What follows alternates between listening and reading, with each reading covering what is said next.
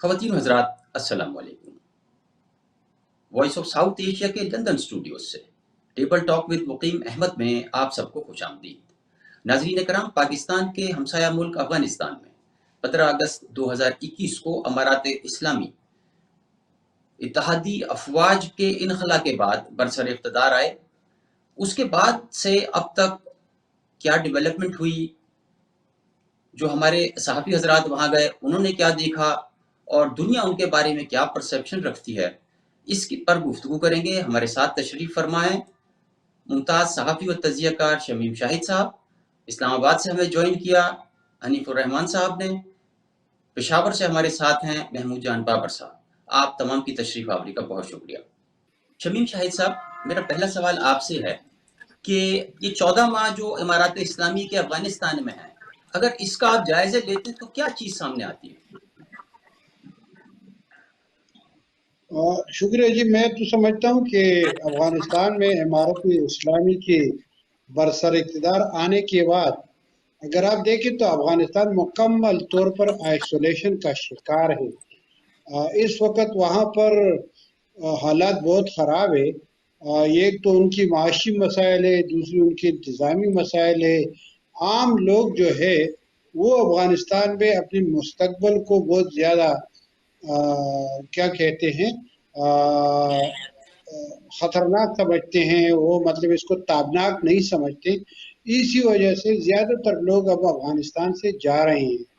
افغانستان میں طالبان کی برسر اقتدار آنے کے بعد اگر آپ دیکھیں تو سب سے زیادہ منفی اثرات جو ہے وہ خیبر پختونخوا پر مرتب ہو رہے ہیں۔ ایک طرف یہاں پر جو افغانستان میں روپوش ہو یا پناہ لینے والے طالبان تھے، ان کے ساتھ تو حکومت نے یا فوج نے یا جاسوسی اداروں نے مذاکرات شروع کیے، مگر وہ مذاکرات ایسے تھے جس میں سیاسی قیادت کو اعتماد میں نہیں دیا گیا تھا۔ اسی وجہ سے جون میں اگر آپ دیکھیں تو پارلیمانی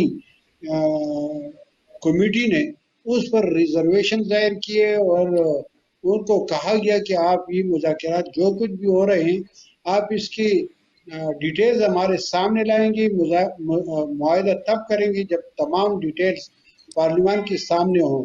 اسی طرح اگر آپ دیکھیں تو ماضی میں بھی جب ان کے ساتھ مذاکرات کیے گئے تھے، جب وہ قاری احسان آئے تھے ان کے ساتھ ایک معاہدہ ہوا تھا، تو پشاور ہائی کورٹ کی سابق چیف جسٹس مرحوم سیٹ وقار نے ایک فیصلہ دیا تھا، اور پھر اس کو سپریم کورٹ آف پاکستان نے بھی انڈورس کیا تھا کہ طالبان کے ساتھ جو بھی مذاکرات ہوں گے، جو بھی معاہدے ہوں گے، اس سے لوگوں کو، پارلیمان کو، عدالت کو آگاہ کیا جائے گا، مگر ایسا نہیں ہوا۔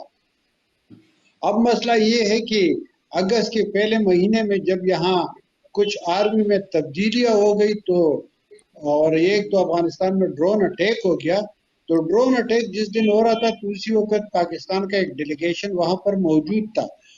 مجھے معلوم ہے کہ اس ڈیلیگیشن کے ساتھ پھر 3-4 دن تک وہ وہاں پر تھا، مگر ان کے ساتھ کسی نے بھی رابطہ نہیں کیا تھا، نہ وزارت داخلہ کے لوگوں کے جو سراج الدین حقانی صاحب اس کے انچارج ہے، اور نہ پاکستانی طالبان نے، بلکہ ان کے ساتھ کسی قسم کی بات چیت نہیں ہوئی تھی، اور یہ لوگ پھر واپس آ گئے تھے۔ اس کے بعد تو مذاکرات کا سلسلہ بالکل منقطع ہے۔ اب حالت یہ ہے کہ صوبائی حکومت جو ترجمان ہے، وہ مطلب بظاہر تو صوبائی حکومت کی ترجمانی اس نے نہیں کی تھی، وہ تو فوجی اداروں کا ترجمان تھا، اور اس کی قیادت میں جو ڈیلیگیشن کیا تھا انہوں نے مذاکرات کیے تھے۔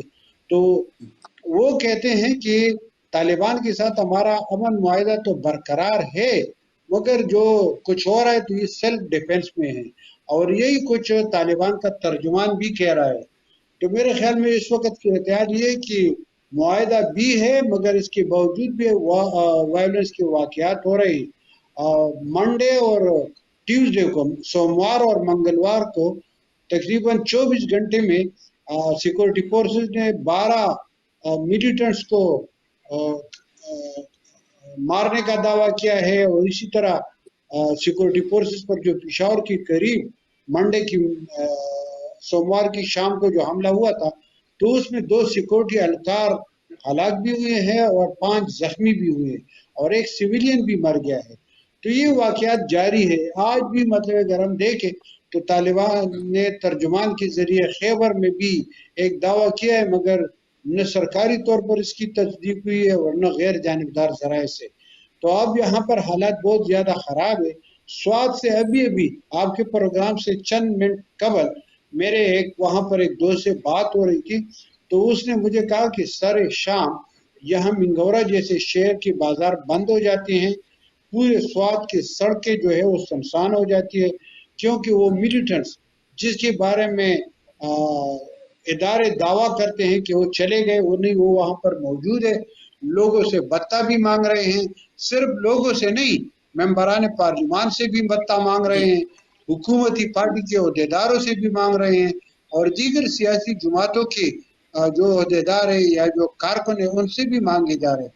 اسی طرح اگر جی آپ دیکھیں تو کل سیکورٹی فورسز نے مختلف اضلاع جس میں باجوڑ ہے محمد ہے خیبر ہے ٹانک ہے ڈیرہ اسماعیل خان ہے پشاور ہے سوابی ہے ملکن کے دیر اضلاع ہے چترال ہے.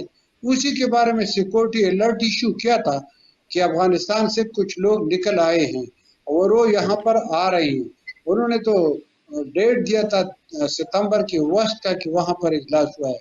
مگر میں سمجھتا ہوں کہ یہ سب کچھ ان حالات میں ہو رہا ہے کہ حکومت نے امریکی تعاون سے بارڈر پر جو پاک افغان بارڈر ہے اس پر خاردار تار بھی بچھایا ہے چوکیاں بھی بنائی ہیں چوکیاں تعمیر بھی کی ہے اور ہر وقت تو یہی دعویٰ کیا جا رہا ہے کہ اب ہماری سرحدیں محفوظ ہے اور اس کے باوجود وہاں سے ملیٹنٹس کا آنا اور یہاں پر کارروائیاں کرنا میرے خیال میں یہ اداروں کی کردار پر اداروں کی پالیسی پر اداروں کے موقف پر ایک بہت بڑا سوالیہ نشان ہے.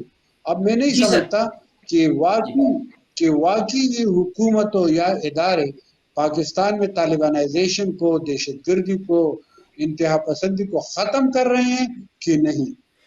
جی محمود جان بابر صاحب آپ تو بنفس نفیس جا بھی چکے ہیں طالبان کے آنے سے پہلے بھی آپ جاتے رہے یہ اس بار جو آپ گئے امارات اسلامی کے دور اقتدار میں کیا تبدیلیاں آپ نے دیکھی؟ دیکھیں یہ جس طرح سمون شاہد صاحب نے بات کی اس کی 2-3 باتوں کی میں تائید کرتا ہوں کہ افغانستان میں جب سے حکومت آئی ہے نہیں تو وہاں پہ بم دھماکے ہو رہے ہیں لیکن میں خود ان چیزوں کو 2 الگ الگ حیثیتوں میں دیکھتا ہوں. سب سے پہلی اس کی حیثیت یہ ہے کہ وہاں پر لائن آرڈر کی سچویشن ایک الگ چیز ہے اور ٹیررزم ایک الگ چیز ہے. طالبان کے آنے سے پہلے کے جو لوگوں کی اپنی میں نے انٹرویوز کے قابل میں تو انہوں نے مجھے بتایا کہ طالبان کے آنے سے 3 دن پہلے تک بھی کابل اور ایرٹل کے پورے افغانستان میں صورتحال یہ تھی کہ وہاں پہ جو اسٹریٹ کرائم اور عام لوگوں کے خلاف ہونے والے جو جرائم تھے وہ بہت زیادہ تھے. وہ چیزیں جس میں اغوا تھا جس میں گاڑیاں چھیننا موبائل چھیننا اور لوگوں سے بدتہ وصول کرنا وہ بہت عام تھا. طالبان کے آنے کے بعد ایک چیز پہ جو فرق پڑا ہے وہ یہ پڑا ہے کہ وہاں پہ جو لائن آرڈر کی جو جنرل لائن آرڈر ہے جسے ہم لائن آرڈر کہتے ہیں کہ وہاں پہ حکومت کی حفظ ہو اور عام لوگوں کی زندگیاں محفوظ ہوں ان کے جان و مال محفوظ ہو. لوگوں نے یہ بتایا دونوں بات کہ اس میں تو کمی آئی ہے. لیکن ایک چیز اور ہے کہ جو طالبان کے آنے کے ساتھ ہی ان کا جو دشمن پیدا ہوا ہے جس کو داعش کا نام دیا جاتا ہے وہ ان کے ساتھ جو اس نے جنم دیا ہے تو اس کے حملے اپنی جگہ پہ ہو رہے ہیں اور جو وہ حملے ہیں کہ دہشت گردی وہاں پہ جو ہے وہ وہاں پہ ہو رہی ہے. اور آج بھی اطلاع آئی ہے اور روزانہ کچھ نہ کچھ اطلاعات مختلف جگہوں سے آ رہی ہوتی ہیں. ان دونوں چیزوں میں ٹیررزم میں اور لائن آرڈر میں یہ فرق ہے. وہاں پہ یہ صورتحال ہے اس وقت. دوسری جی بات یہ ہے کہ طالبان کے آنے کے بعد جو معاشی مشکلات لوگوں کی بنی ہیں وہ معاشی مشکلات کافی زیادہ ہیں اور اس کی اپنی وجوہات ہیں. دوستوں طالبان کے پاس وہ جو پہلی بار جب آئے تھے تو ان کو مختلف ممالک نے تسلیم کیا تھا. ان کے ساتھ تجارت بھی ہوتی تھی ایکسپورٹ بھی ہوتے تھے امپورٹ بھی ہوتا تھا تو کاروبار ہو رہا ہوتا تھا. تو اس میں کچھ ممالک نے انہیں تسلیم کیا تھا جس میں ان کا امیڈیٹ نیبر جو ہے وہ پاکستان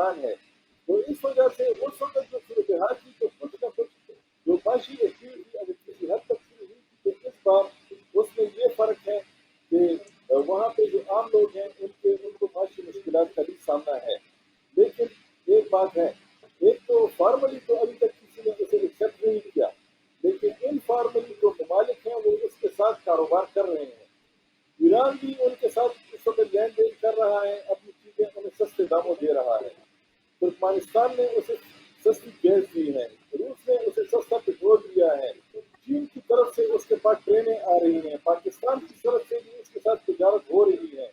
تو ان کو جو چیزیں سستی مل رہی ہیں تو وہ پاکستان اور باقی ممالک کے جو آپ اکانمی کو دیکھتے ہیں وہ فارملی ان کی اکانمی اس وقت گرو نہیں کر رہی، کیونکہ ان کو اس وقت جو جو ان کی ہے وہ دنیا میں وہ کمزور ہے. اس کی وجہ یہ ہے کہ ان کو جس طریقے سے ایک ممبر ملک کے تسلیم ہونا چاہیے تھا وہ ابھی تک وہ تسلیم نہیں ہوئے. لیکن وہ یہ کر رہے ہیں کہ وہ کسی طریقے سے مینج کر رہے ہیں کہ اپنے لوگوں کے لیے ضروریات زندگی جو ہے وہ کسی طریقے سے انہیں ارینج کر کے دیں. جب ہم کابل میں تھے تو پاکستان سے پٹرول سستا تھا، ہم نے جو ان کی روپے میں کنورٹ کیا وہ پاکستان سے سستا تھا. ایل پی جی وہ استعمال کرتے ہیں گاڑیوں کے لیے، وہ وہاں پہ سستا تھا. آٹا میں نے دیکھا کہ وہ وہاں پہ بہت مہنگا ہے کیونکہ اس کی وجہ یہ ہے کہ وہ پاکستان سے زیادہ جا رہا ہے. لیکن یہ جو باقی ممالک سے چیزیں آ رہی ہیں تو اب ہماری معلومات کے مطابق وہاں پہ قیمتیں پاکستان اور ان جگہوں سے کم ہے. لیکن ان چیزوں کی قیمتیں کم ہونے کا مطلب یہ بھی نہیں ہے کہ وہاں پہ حالات بالکل ٹھیک ہیں.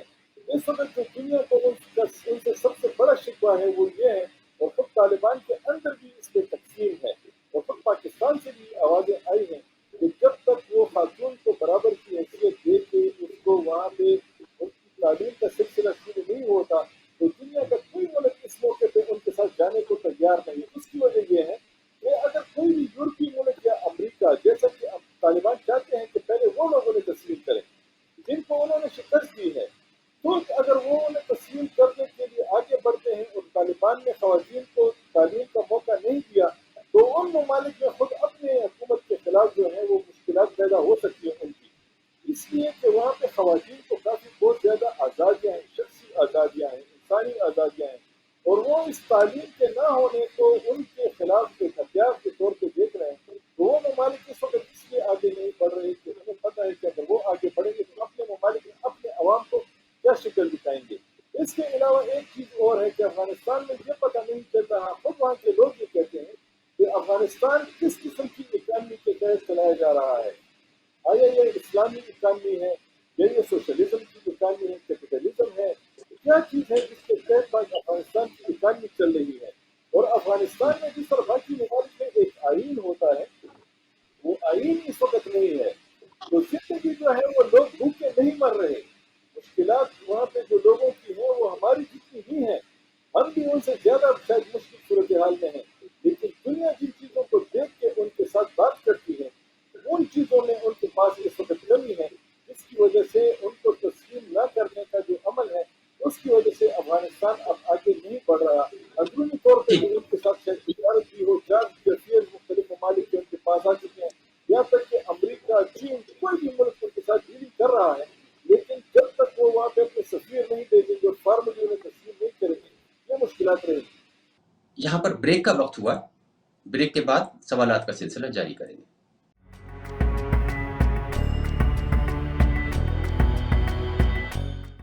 Welcome back.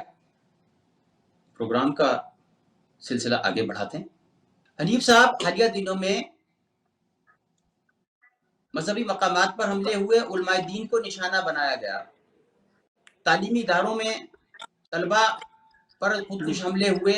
کہا یہ جا رہا ہے کہ کوارڈینیشن نہیں ہے یا نفاق ہے ان میں مختلف گروپوں میں، کیونکہ مذہبی رہنما جو قندھار میں ہیں وہ پالیسی ڈکٹیٹ کر رہے ہیں، کابل والے صرف اسے امپلیمنٹ کر رہے ہیں. تو کیا یہ نفاق اس کی بنیادی وجہ ہے یا گورننس کا ایشو ہے؟ دیکھیے، ایک تو انتہائی محترم سمیم شاہد صاحب نے اور میری اور دوست محمود جان بابر صاحب نے جن امور پر روشنی ڈالی، ایک تو میں ان تمام باتوں کی تائید کرتا ہوں. جہاں تک یہ موجودہ جو حالیہ دھماکے ہیں یا موجودہ جو کچھ دنوں میں ہم نے حملے دیکھے ہیں مختلف جگہوں پر، خاص کر تعلیمی اداروں میں، مساجد پر علماء کو ٹارگٹ بنایا گیا ہے، جہاں تک اس کی بات کی جائے تو حوالے سے तहरीक तालिबान अफगानिस्तान या अमारत इस्लामी अगर मैं कहूँ तो अमारत इस्लामी की जानिब से बड़े वाज़ेह अल्फाज में ये एक बात जो है बात कही जाती है कि वहाँ पर दाइश के कुछ या वो लोग जो कि अमारत इस्लामी के खिलाफ हैं और अमारत इस्लामी अफगानिस्तान को कमज़ोर और नाकाम देखना चाहते हैं, ये उनकी कारस्तानी है। और फिर हमने देखा कि दाइश की जानिब से बाकायदा इन हमलों की जिम्मेदारी भी कबूल की गई। तो एक तो ये बड़ा वाज़ेह है कि वहाँ पर कुछ अनासर ऐसे मौजूद हैं जो कि अफगान तालिबान के लिए बहुत बड़ा चैलेंज है, उनको कंट्रोल करना चैलेंज है। अगरचे अब वो इलाकों में जहाँ पर अफगान तालिबान की रेड वतन मजबूत होती जा रही है, खासकर पहाड़ी इलाकों में, वो दूर इलाकों में, तो अब दाइश के वो लोग जो कि किसी ज़माने में अफगान तालिबान की मुखालफत में या उनके साथ लड़ते थे दूर दराज इलाकों में, पहाड़ी इलाकों में, अब वहाँ पर उनकी मौजूदगी नहीं है क्योंकि वहाँ पर अब तालिबान की रेड कायम हो चुकी है। लेकिन वो अब आ चुके हैं मेन शहरों में, जो बड़े बड़े शहर हैं अफगानिस्तान के, वहाँ पर आ चुके हैं और वो उनका जो तरीक़ा वारदात है वो बिल्कुल मुख्तलिफ है। अब वो जिस तरह दो बदू लड़ाई होती थी अफगान तालिबान और दाइश के कारिंदों में, अब उस तरह नहीं हो रही। तो ये तो बड़ा वाज़ेह है कि उनकी जानिब से बाकायदा ये फ़िज़ाई हमले और जो हमले हो रहे हैं उनकी ज़िम्मेदारी कबूल की जाती है। दूसरा, आपने कोऑर्डिनेशन की बात की और आपने गुड गवर्नेंस की बात की, तो इसमें तो कोई शक नहीं, दो राय नहीं कि यकीनन अफगानिस्तान में इस वक्त गवर्नेंस का बहुत बड़ा इशू है। वहाँ पर एक जो हिदायत होती है वो ट्रिकल डाउन होते होते जब आती है तो वो उसकी शक्ल ही बदल चुकी होती है। वह अहकामात जो ऊपर से दिए जाते हैं वो जब निचली सतह पर वो हुक्म या फरमान जब शक्ल बदल जाती है, क्योंकि उनका वो कोऑर्डिनेटेड जो सिस्टम है वो अब वहाँ पर मौजूद नहीं है। वहाँ पर मुख्तलिफ इलाकों में हम देखते हैं कि जो मकामी कमांडर है वही अक्सर फैसले कर रहा होता है, उन्हीं के हाथों में सारी चीज़ें हो रही होती हैं, जिसकी वजह से बाज़ औक़ात जो अमारत इस्लामी की टॉप लीडरशिप है उनको बाकायदा वजाहत देनी पड़ती है और बाकायदा कभी कभी उनको शर्मिंदगी का एक सामना भी करना पड़ता है, क्योंकि मकामी सतह पर जो मकामी तालिबान कमांडर होते हैं वो अपने सतह पर अपने तौर पर फैसले कर रहे होते हैं। तो कोऑर्डिनेशन का एक बिल्कुल इशू मौजूद है। बैड गवर्नेंस के जो हमें बार बार हमें मुजाहरे देखने को मिलते हैं। दूसरा, महमूद जान बाबर साहब ने जिस तरफ निशानदेही की कि वहाँ पर एक माशी सूरत हाल की वजह से फिर ख़वातीन की जो तालीम है, लड़कियों की तालीम के हवाले से जो इक़दाम किए गए हैं, उस हवाले से दुनिया को बहुत तशवीश जो है वो है। और मैं बिल्कुल इनकी बात की तायद करता हूँ कि जब तक ख़वातीन के हवाले से उनकी कोई वाज़ेह पॉलिसी सामने नहीं आ जाती, माशी सूरत हाल के हवाले से उनकी कोई वाज़ेह पॉलिसी सामने नहीं आ जाती, तो इनके मसाइल बढ़ते जाएंगे। और दूसरा ये कि बैनुल-अक़वामी ताल्लुकात में हम देखते हैं कि दुनिया भर के जितने ममालिक हैं उनको एतराज़ है कि उन मुल्कों के जो मुखालिफिन हैं या उनके मुल्क में इंतशार फैलाने वाले लोग हैं वो इस वक्त अफ़गानिस्तान में मौजूद है। और ये गिला शिकवा उनका वो बाज़ औक़ात हमें सही भी हमें जो है वो लग रहा होता है, क्योंकि आपने देखा कि अल-कायदा के रहनुमा जो है वो मारे गए हैं अफगानिस्तान में। इसके अलावा इस वक्त जो टीटीपी के जो सरकर्दा रहनुमाएँ अफगानिस्तान में मौजूद हैं, पाकिस्तान को उस हवाले से बहुत तशवीश है। अगर से आज ये खबर हमारे सामने आई है कि टीटीपी के जो कुछ लोग अफगानिस्तान में मौजूद हैं उनके घरों पर छापे मारे गए हैं, जिनकी वजह से अफगान तालिबान अमारत इस्लामी और टीटीपी के कुछ लोगों में तलखी भी कुछ वाक़यात ऐसे भी हुए कि तलखी जो है वो सामने आई है। इस तरह के वाक़यात जो हैं या इस तरह के सबूत जो हैं, ये मेरे ख्याल में अफगान अमारत इस्लामी या अफगान तालिबान के लिए जो है बहुत बड़ा चैलेंज है। और जब तक इन चीज़ों पर काम नहीं होगा, जब तक इन चीज़ों पर एक वाज़ेह पॉलिसी अपनाई नहीं जाएगी, मेरे ख्याल में इनकी मुश्किलात बढ़ती जाएंगी। जी, प्रोग्राम का आखिरी सवाल मैं शमीम शाही साहब आपकी खिदमत में पेश कर रहा हूँ कि ये जो मुज़ाकरात हुए, जिरगा गया, इसमें साजिद तूरी साहब को बाद में शोकाज नोटिस दे दिया पीपल्स पार्टी ने, मोहम्मद अली सैफ और ये दूसरे लोग भी गए थे। ये क्या गुफ्तगू अभी चल रही है और क्या कोई इस गुफ्तगू के किसी पॉजिटिव नतीजे पे पहुंचने का इम्कान है? शुक्रिया जी। मैं इस सवाल के जवाब से थोड़ी सी, एक तो महमूद जान बाबर साहब ने जो बताया कि वहां पर स्ट्रीट क्राइम्स खत्म थे, पहले बहुत ज्यादा थे। मैं नवंबर 1986 से अफगानिस्तान रेगुलर आता जाता हूं, मगर मुझसे कभी भी चोरी नहीं हुई थी। और अभी इस बार जो मैं गया था जून में, तो मुझसे मोबाइल जो काबुल के एक बहुत बड़े बाजार में चोरी हो गया, मेरे जेब से निकाला गया। एक बात। دوسری بات یہ کہ تشدد دہشت گردی کی واقعات، تو تشدد اور دہشت گردی تو یہی لوگ کرتے تھے جو اب اقتدار میں آئے ہیں، وہ ان کی باقاعدہ ذمہ داریاں بھی قبول کرتی تھی. مگر اس کے باوجود اگر آپ دیکھیں تو ہر جمعے کو یا تو امام بارگاہ کو نشانہ بنایا جاتا ہے یا کسی مسجد کو.